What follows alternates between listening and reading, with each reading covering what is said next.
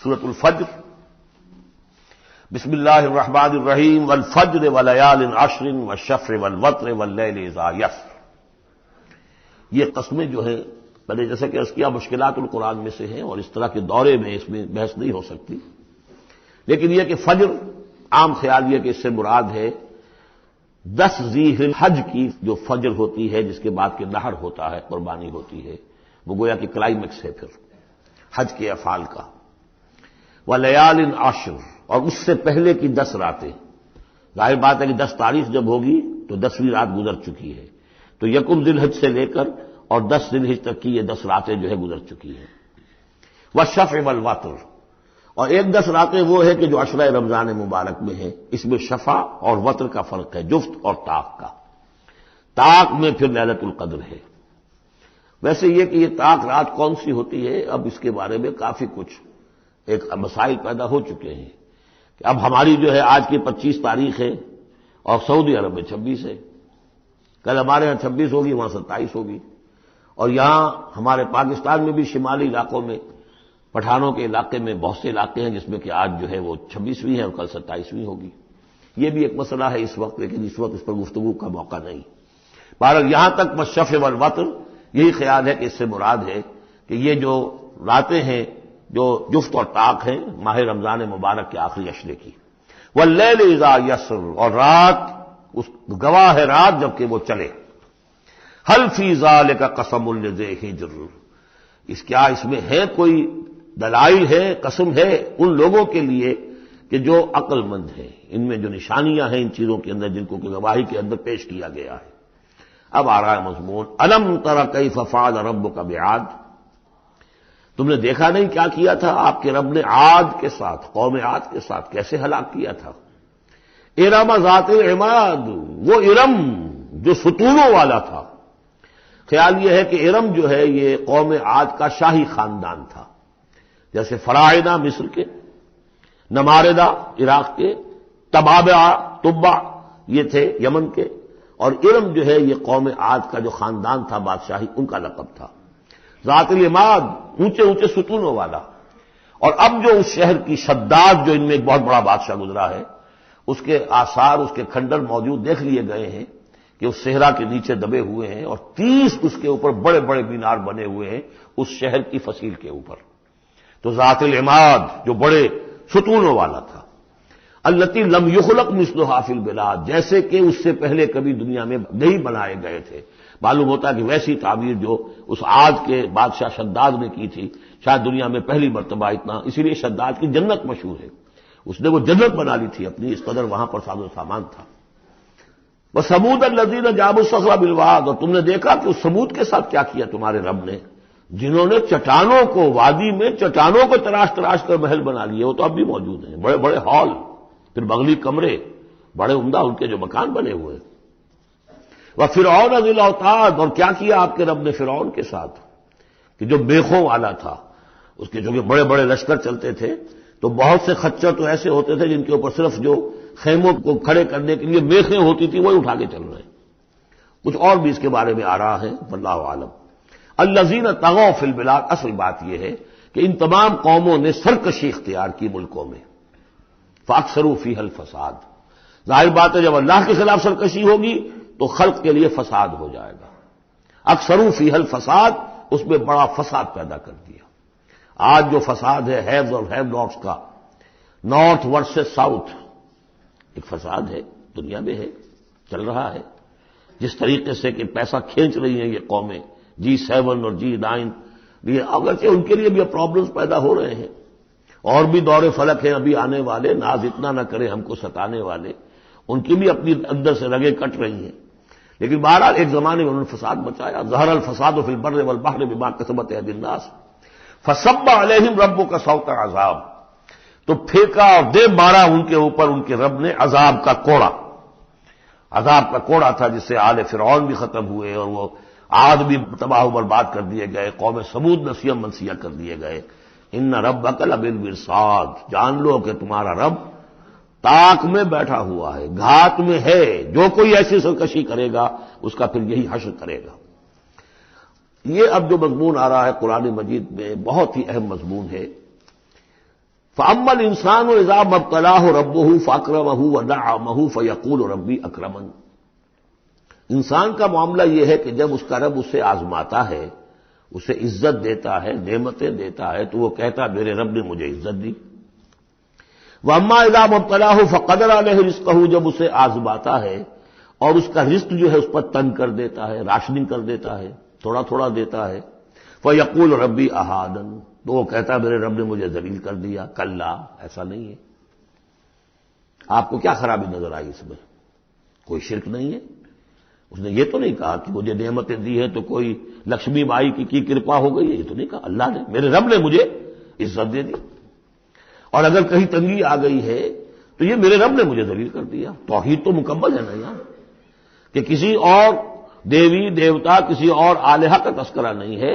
رب ہی نے مجھے عزت دی، رب ہی نے مجھے ذلیل کیا۔ تو عز من تشاء و تذل من تشاء، اے اللہ تو ہی ہے جس کو چاہتا عزت دیتا ہے، جس کو چاہتا ذلیل کر دیتا ہے۔ تو کیا خرابی کیا ہے اس میں؟ اس میں خرابی یہ ہے کہ اس دنیا میں جو کچھ تمہیں ملتا ہے تم اسے عزت مت سمجھو، یہ امتحان ہے، اور اگر کبھی تنگی آتی ہے اسے ذلت نہ سمجھو، یہ بھی امتحان ہے۔ یہ برابر ہے۔ یہ تم نے اسے عزت سمجھا، دھوکہ کھا گئے، اس کو ذلت سمجھا، دھوکہ کھا گئے۔ چاہے توحید انٹیکٹ ہے آپ کی، لیکن توحید جو ہے وہ تو یوں سمجھیے کہ جڑ بنیاد ہے نا ہدایت کی، اس سے اوپر بھی تو منزلیں ہیں ہدایت کی کہ نہیں؟ یہ امتحان ہے۔ ایک لفظ جو کامن ہے، اذا ما ابتلاہ ربہ فاکرمہ، جب اسے ابتلا میں ڈالا اور ابتلا میں عزت دی۔ دیکھیں اب کرتا کیا ہے، یہ شکر کرتا ہے، اپنی جو بھی ہم نے اس کو نعمتیں دی ہیں وہ حقداروں کو ان کے حق ادا کرتا ہے کہ نہیں کرتا ہے؟ یہ عزت نہیں ہے۔ عزت تو تب ہوگی جب تم اس امتحان میں پورے اترو گے۔ ذالک یوم التغابن، وہ تو قیامت میں پتہ چلے گا کہ کس کے لیے عزت تھی، کس کے لیے نہیں۔ کسی کو تنگی دی ہے تو یہ ذلت نہیں ہے، دیکھنا ہے صبر کرتا ہے کہ نہیں کرتا۔ کہیں یہ بالکل مستر ہو کر اور اپنی عزت نفس جو ہے ہتھیلی پر رکھ کر لوگوں کے سامنے مانگنے کے لیے تو نہیں نکل جاتا، پتہ چل گیا نا۔ تو یہ امتحان ہے۔ تو پہلا درجہ سمجھیے کہ چاہے فراوانی ہو، عیش ہو، آرام ہو، دولت ہو، یہ بھی امتحان۔ تکلیف ہے، رنج ہے، محنت ہے، مشقت ہے، اسرت ہے، تو یہ بھی امتحان۔ دونوں برابر ہو گئے۔ اب بھی ہدایت اس سے اوپر بھی ہے ایک۔ ہمارے دل میں یہ چور رہے گا پہلا امتحان آسان ہے، دوسرا مشکل ہے۔ نہیں، حقیقت اس کے برعکس ہے۔ پہلا مشکل ہے، یہ دولت میں رہ کر بھول جانے کا آپ کے اندر زیادہ امکان ہے۔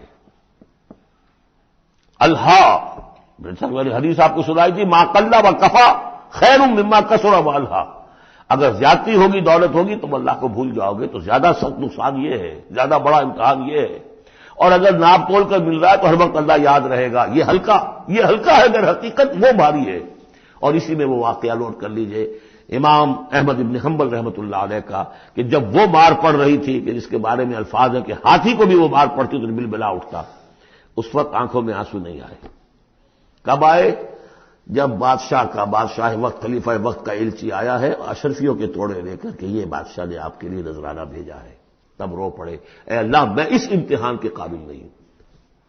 یہ امتحان سختر ہے۔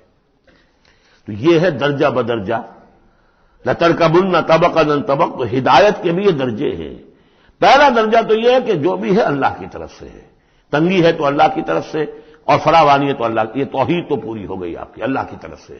لیکن اس میں اب آگے درجے ہیں کہ یہ امتحان ہے، یہ بھی امتحان، وہ بھی امتحان۔ اس اعتبار سے دونوں بھی امتحان ہیں، یہ دونوں برابر ہیں۔ اس سے بھی اوپر یہ ہے، وہ امتحان مشکل ہے فراوانی والا، اور یہ امتحان جو ہے یہ آسان ہے۔ فَأَمَّا الْإِنسَانُ إِذَا مَا ابْتَلَاهُ رَبُّهُ فَأَكْرَمَهُ وَنَعَّمَهُ فَيَقُولُ رَبِّي أَكْرَمَنِ وَأَمَّا إِذَا مَا ابْتَلَاهُ فَقَدَرَ عَلَيْهِ رِزْقَهُ فَيَقُولُ رَبِّي أَهَانَنِ كَلَّا۔ لیکن چونکہ تمہاری ذہنیت یہ ہے، لہذا تمہارا طرز عمل کیا ہے؟ بل لا تکرمون الیتیم، تم یتیم کی عزت نہیں کرتے۔ ولا تحاضون علی طعام المسکین، تم مسکینوں کو، غریبوں کو کھانا کھلانے پر ایک دوسرے کو اکساتے بھی نہیں ہو، خود تو کیا کھلاؤ گے؟ اس لیے کسی اور سے اگر کہہ دیں گے تو وہ پلٹ کر کہہ دے گا تم کیوں نہیں کھلا دیتے؟ لہذا بہتر یہ ہے کہ خاموشی رہو۔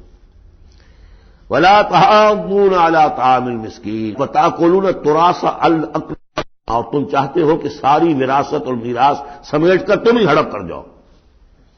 اور وہ رواج وہاں پر یہ تھا، ہندوؤں میں تو اب تک بھی شاید ہے کہ وہ بڑا بیٹا جو ہے بس وہی وارث ہے، باقی کسی کا کوئی حق ہوتا ہی نہیں. یہ تو قرآن نے دیا ہے تفصیلی قانون وراثت. باقی یہ ہے کہ جس شخص کا ہاتھ پڑ گیا اور جس میں جو بڑا کوئی طاقتور ہے وہ چھوٹے بہن بھائیوں کو کیا دیتا تھا؟ کچھ بھی نہیں. تم چاہتے ہو کہ ساری میراث تم جمع کر کے ہڑپ کر لو. وَتُحِبُّونَ الْمَالَ حُبًّا جَمًّا، اور مال سے تو تم محبت کرتے ہو ٹوٹ کر. وہ تو گویا کہ کوٹ کوٹ کر بھری ہوئی ہے تمہارے دل میں. کلا. یہ دو صورتیں اس اعتبار سے ان کو ذہن میں رکھیے کہ خاص عرب کا جو ایک معاشرہ تھا، اس کا ایک کلچر تھا، اس کی ایک ثقافت تھی، اس کی تصویر ہے جو ان دونوں صورتوں میں آ رہی ہے. ایک ان کا اپنا ثقافت کا، ان کا ماحول، غریبوں کو کھانا کھلانا، یہ ان کے ہاں سمجھا جاتا تھا اچھا کام ہے. لیکن یہ کہ جو لوگ دولت کی محبت میں مبتلا ہو گئے وہ کیسے کریں گے اس کو؟ اور جو بھی وہاں پر ہو رہا تھا زوردار جو بھی ہے طاقت والا سب کو سمیٹ لیتا تھا. کلا اذا دکت الارض دکا دکا. اس آیت کے ترجمے دو بھائیوں نے علیحدہ کیے ہیں. دو بھائی کون؟ امام الہند شاہ ولی اللہ دہلوی کے فرزندان گرامی رحمت اللہ علیہ و رحمت اللہ علیہما. باپ پر بھی رحمت ہو اللہ کی اور دونوں بیٹوں پر بھی. یہ موضع القرآن میں شاہ عبد القادر صاحب نے ترجمہ کیا ہے جبکہ زمین کو کوٹ کوٹ کر پست کر دیا جائے گا، ہموار کر دیا جائے گا. اذا دکت الارض دکا دکا. اور جو ان کے بھائی ہیں شاہ رفیع الدین رحمہ اللہ، وہ کہتے ہیں کہ جبکہ زمین کو ریزہ ریزہ کر دیا جائے گا. اب عربی زبان کے اندر یہ سارے احتمالات ہوں گے. میں پہلے ترجمے کو ترجیح دیتا ہوں کہ زمین کو کوٹ کوٹ کر چپٹا کر دیا جائے گا، پھیلا دیا جائے گا. وَجَاءَ رَبُّكَ وَالْمَلَكُ صَفًّا صَفًّا. سورہ حاقہ میں آپ نے پڑھا تھا کہ اس روز فَيَوْمَئِذٍ فَإِذَا انشَقَّتِ السَّمَاءُ فَكَانَتْ وَرْدَةً كَالدِّهَانِ. یہ تو ہم نے پڑھا سورہ رحمان میں. اور پھر یہ کہ وہاں پڑا بھربھرا سا ہو جائے گا. وَالْمَلَكُ عَلَىٰ أَرْجَائِهَا. اس کے کناروں کے اوپر جو ہیں وہ فرشتے ہوں گے. وَيَحْمِلُ عَرْشَ رَبِّكَ يَوْمَئِذٍ عرش ربک فوقہم یومئذ ثمانیہ. اور 8 فرشتے اس روز اللہ کے عرش کو لے کر اتریں گے. جاء ربک والملک صفا صفا. اس سے اندازہ ہوتا ہے کہ قصہ زمین برسر زمین ہی طے ہوگا. جو ہم نے کمایا، جو گنوایا، یہیں کمایا یہیں گنوایا. کوئی نیکی کمائی تو یہاں اور کوئی بدی کمائی تو یہاں. یہ سارا قصہ زمین زمین ہی پر ہوگا. زمین کو پھیلایا جائے گا، مدت کھینچا جائے گا، چپٹا کر دیا جائے گا، کوٹ کوٹ کر. پہاڑ چلا دیے جائیں گے، وہ روئی کے گالے بن جائیں گے. نہ اس میں کہیں کوئی موڑ ہوگا، نہ اونچائی ہوگی، نہ ڈھلوان ہوگی. سورہ طٰہٰ میں ایک بار سے تو یہ ساری چیزیں کر کے پھر یہیں پر اللہ تعالیٰ کا نزول اجلال ہوگا، اس کی کوئی تجلی ہوگی جس کو لے کر کے خاص طور پر 8 فرشتے جو ہیں وہ نازل ہوں گے. وَجَاءَ رَبُّكَ وَالْمَلَكُ صَفًّا. فرشتے ہوں گے صفے باندھے ہوئے. وَجِيءَ يَوْمَئِذٍ بِجَهَنَّمَ. اور لے آئی جائے گی اس دن جہنم بھی. اور جیسا کہ میں نے عرض کیا غالباً وہ اسی زمین میں سے نکل آئے گی. یہی جو اندر موجود ہے، جو لاوا نکلتا ہے کبھی، ان تمام جو بھی یہ آتش فشاں پہاڑ ہوتے کہاں سے نکلتا ہے؟ یہ اندر ہے زمین کے. اگر اس کو کوٹ دیا جائے، اس کو کھینچا جائے تو وہی چیز ظاہر ہو جائے گی، سامنے آ جائے گی. واللہ عالم. یومئذ یتذکر الانسان وانى له الذکریٰ. اس دن انسان کو سبق یاد آئے گا، یاد کرے گا، چیتے گا وہ انسان. یہ شاہ صاحب کا لفظ تھا، چیتے گا انسان.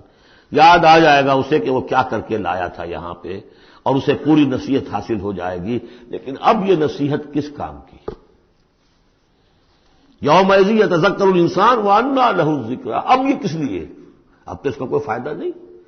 وہ تو دنیا میں اگر تم نے دیکھا ہوتا، سوچا ہوتا، حقائق تم پر منکشف ہوتے تو فائدہ تھا. یہاں تو نہیں. یقول یا لیتنی قدمت لحیاتی. وہ کہے گا ہائے کاش میں نے اپنی زندگی کے لیے کچھ آگے بھیجا ہوتا. یہ لفظ نوٹ کیجیے، حیاتی. میری زندگی تو اصلی یہ ہے، آج معلوم ہوا مجھے. میں تو دنیا کی زندگی کو زندگی سمجھتا رہا. وہ زندگی نہیں تھی، وہ زندگی کی تمہید تھی. وہ ایک امتحانی وقفہ تھا. چھانٹی کرنے کے لیے اللہ تعالیٰ نے تمہاری بڑی طویل زندگی میں وہ زندگی برطرز اندیشہ سود و زیاں ہے زندگی، ہے کبھی جاں اور کبھی تسلیم جاں ہے زندگی۔